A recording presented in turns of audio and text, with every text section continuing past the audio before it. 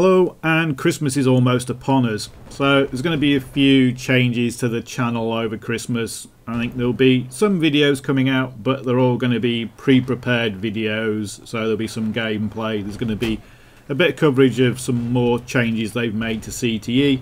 I must have been bad this year because my present from Santa on the CTE servers is a nerf to the straw. It now can't turn as fast, it doesn't go as far, and it does less damage. Pretty much any way you could nerf the straw they have done, and it's goddamn awful. I can't hit a damn thing with it, even though I've got 500 kills with it in the normal game. We have got some different character skins in CTE for Christmas. They've dressed up the snowmobile to look like a sleigh, and some of the gadgets have had a Christmassy theme added to them as well. So there'll be a video covering that. But things are going to be a bit quiet on the channel between Christmas and New Year because I'm going to be away. I am going to try and prepare a couple of videos, so there'll be something coming out, but it'll probably be gameplay and a look at the CTE changes. Elite Dangerous has been launched, and I'm hopefully going to be playing that over Christmas and New Year. Depends if my new flight stick arrives. Ordered one, but unfortunately with the Christmas postage and Amazon being really busy, not sure if it's going to arrive before Christmas. So there will be some videos of Elite Dangerous probably in the new year once I've got the hang of the game, and hopefully it's going to live up to my expectations and my memories of the original Elite from about 30 years ago. I think in general Battlefield is going to be a bit quiet over January. There is going to be a patch sometime to the live game from the CTE servers, but I think that's more likely to be February or March rather than January. And of course in February we've got Hardline coming out, so there'll be a lot of coverage in that. But January could be a bit quiet, so I will think of things to do in January to get some videos out. And talking of getting videos out, the last few days haven't been fun trying to work out how to record with Crossfire on. So I now have a second HD 7970 in my PC, and it's caused no end of problems trying to get recordings done. And weirdly, it's a problem with the actual recording software. So in Battlefield I can run in DX11 with the Crossfire cards, and it's okay, it's a bit dodgy. If I switch over to Mantle, it works a lot better. I get about 110 frames a second in DX11, and I get about 150 frames a second in Mantle. Now, both of those are fine for recording. Doesn't really matter because I tend to cap it at 120 frames a second anyway. But the problem is none of the recording software works properly with Crossfire. The main piece of recording software I use is OBS, and that's what records most of the footage on the channel. But OBS is not set up for Crossfire graphics cards, and it plummets the FPS down to about 50 when I try recording. So OBS is fine if I want to record at 30 frames per second, but it looks horrible on the screen when you're playing the game because the frame rate just goes up and down and up and down. So for the recording it's fine, but for the actual gameplay it's horrible. The other piece of software I recently started using is DxTory, and that does have an option for multiple graphics cards. However, it still doesn't perform well. It drops the FPS by about 40 or 50, which really it shouldn't do. So I downloaded a copy of Raptr, which is the AMD recording software. And I thought, well, that's bound to be designed to work with Crossfire, and indeed it does.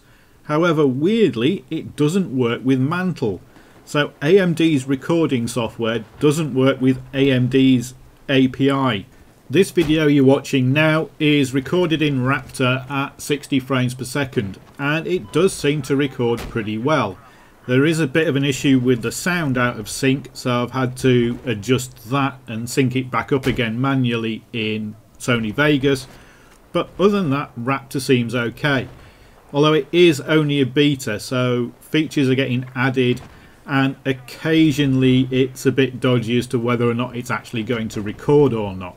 Hopefully over Christmas and New Year I will sort this out. So at the moment I'm having to either record in OBS but turn Crossfire off, or turn Crossfire on and try and get ACWR and Raptr working properly. At the moment it's not an ideal situation. I can record, but there's no one way I can record everything. Raptr bizarrely will not record CTE. It doesn't recognise it as a game.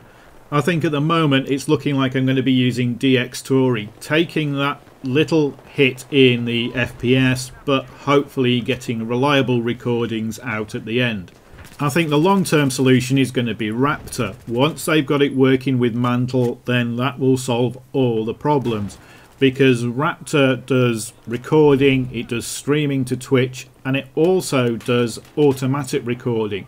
So Raptr will record the last 10 minutes of gameplay in the background, and then you can just hit a key and it will save it out. So if you're not recording, you're just playing, something interesting happens, you can hit a key and it will save it. So that's quite interesting. But for the moment I think it's going to be ACWR.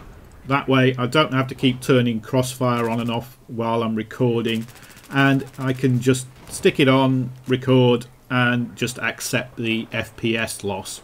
It's not a massive loss, and it's certainly better than OBS's.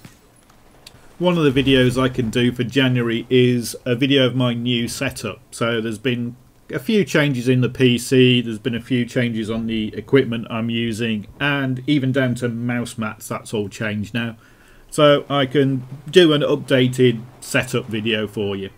So the world of Battlefield is probably going to be quiet over New Year. We do have a patch coming in the spring, so that's probably going to be February, March time rather than January. And we have got hardware coming out, so there's going to be a lot of things to look at in hardware, videos to make. So February is going to be pretty busy, but I think January is going to be very quiet. All the changes that have been made on CTE are described as prototypes, so they may not make it into the main game. The main changes they're making at the moment are to the HUD, so we've got all the variable colours for optics and hipfire markers. We've now also got those for vehicle HUDs as well, so you can set the colour of those. Makes it a lot easier to use something like a jet or a helicopter, because you can actually set your HUD to be dark enough to see against the sky. The other major changes they're making are to air vehicles. So jets and helicopters, they're now all more manoeuvrable and they turn faster. You can even loop in jets and helicopters much easier now. But it seems they do want to nerf anything that's like a guided missile. So the SRO's been nerfed, and they've also nerfed the TV missiles. They have a much shorter range, they're not as easy to manoeuvre, and they do less damage as well. So it seems that anything that's a bit easy to use is being nerfed. Now I wouldn't describe the SRO and the TV missiles as particularly easy to use. Once you've got used to them, then yes, you can get really good results with them. But I think these changes are going a bit too far. But these are prototype changes, so they may never make it to the live game. Now a lot of people are saying that CTE is just being used to test out things for hardline. Well, if that's the case, then why are they doing attack jets and attack helicopters which don't appear in hardline? It's going to be interesting to see what these changes are intended to do. Now, we might have an entire year of Battlefield 4 content coming. In that case, it does make sense for CTE to keep rolling, keep doing changes. And of course, as well as hardline, we've got Star Wars Battlefront and Battlefield 5 at some point, which are all probably going to come out on the same version of the Frostbite engine.